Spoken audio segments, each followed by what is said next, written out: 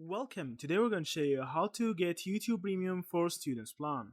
So before we do anything, you need to have a student ID. So you need to have your email address that your university have given you. After that, you need to search for YouTube Premium Student Plan.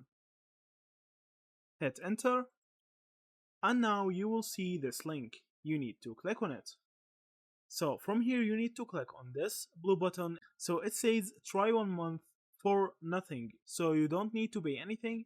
So you will get 1 month of YouTube Premium for free. So you can just click on it.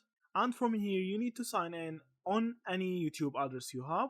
So from here you need to verify your student status. So you need to write your country, the college that you are using the email from, and the name, the last name, the date of birth, and the email address.